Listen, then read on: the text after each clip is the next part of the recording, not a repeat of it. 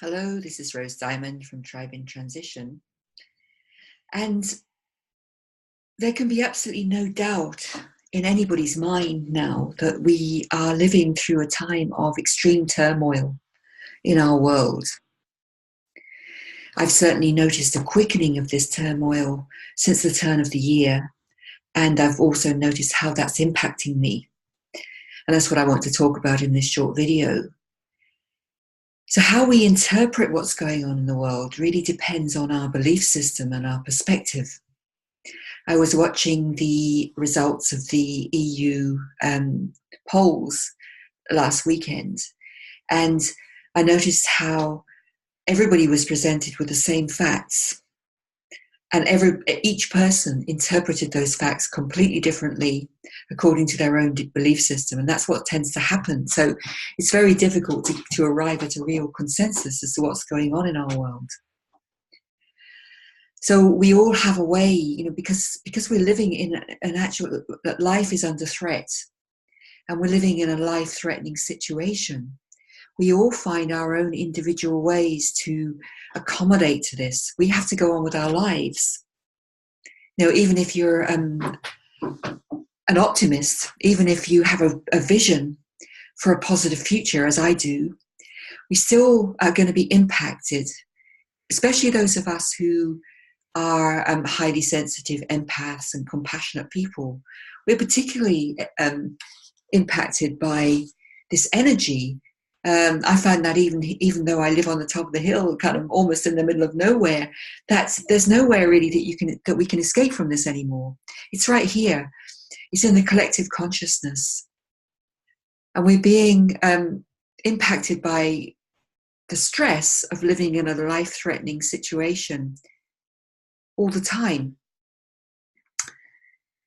So, and for those of us who are light holders, those of us who are living our lives to bring in the vision of a whole new world, it's difficult enough just living a life, maintaining ourselves. We probably all have also a vision to live in wholeness, to live our most creatively empowered lives. That in itself is a big challenge. But then when we add on to that the stress of living in a life-threatening situation, the challenge gets even bigger. So basically what I'm saying is, if you're feeling more stressed than usual, I don't think this is personal. I think it's something that's happening to all of us. And one of the things I'm noticing is that when we're under stress, that we all tend to retreat or revert to old comfort zones where we can feel safe. So these are often comfort zones that we have created early on in life when we may have been under very stressful or situations in which we didn't have any power. As children, we're powerless. And we create with these comfort zones were creative adaptations that we, from our genius, developed so that we could survive, so that we could feel safe, so that we could just get through life.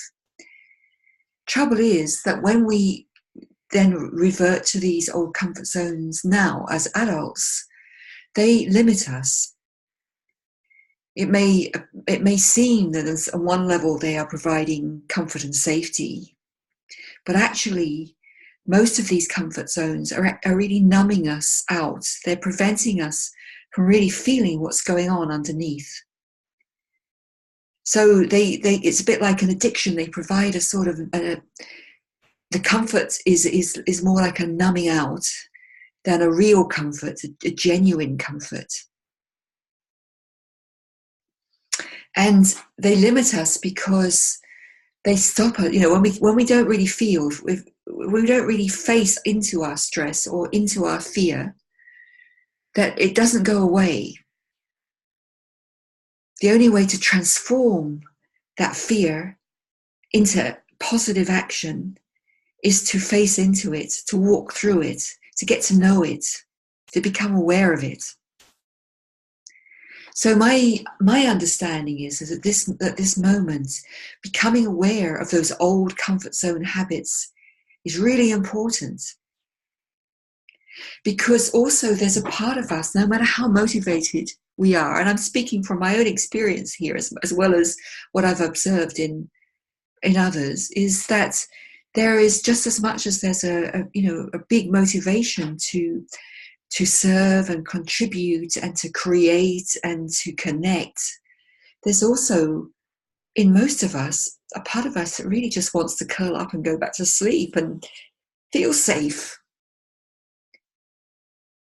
This is what the creative process is. There's this tendency towards motivation, towards growth, and there's an almost equally powerful motivation towards safety and security and staying small, staying in the comfort zone.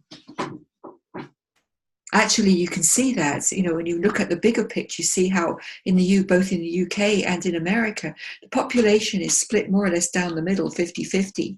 That's why we're having so much trouble with sorting out Brexit, because 50% of people want to remain, 50% of people want to leave. In the US, 50% of the population are Liberal Democrats, 50% of the population are old school, old paradigm conservatives. So if you bring that into yourself, you can see that is where the tension lies, not just out there, but in here. There's a tension between the part of us that wants to grow, to take risks, to expand, to give, to be all of what we can be, and the part of us that wants to stay small and safe. But actually, that part of us that wants to stay small and safe creates pain. The limitation is painful, especially when you're someone who is motivated by your soul to grow. So I would like to invite you to a free webinar where I will talk more about these aspects of our collective dilemma. We talk about what our soul calling is, what the process of transition is to a new stage of consciousness, what the comfort zone is and how we get stuck there, and what some of the solutions might be. So you'll find the times and how to sign up for the seminar below. Thank you very much.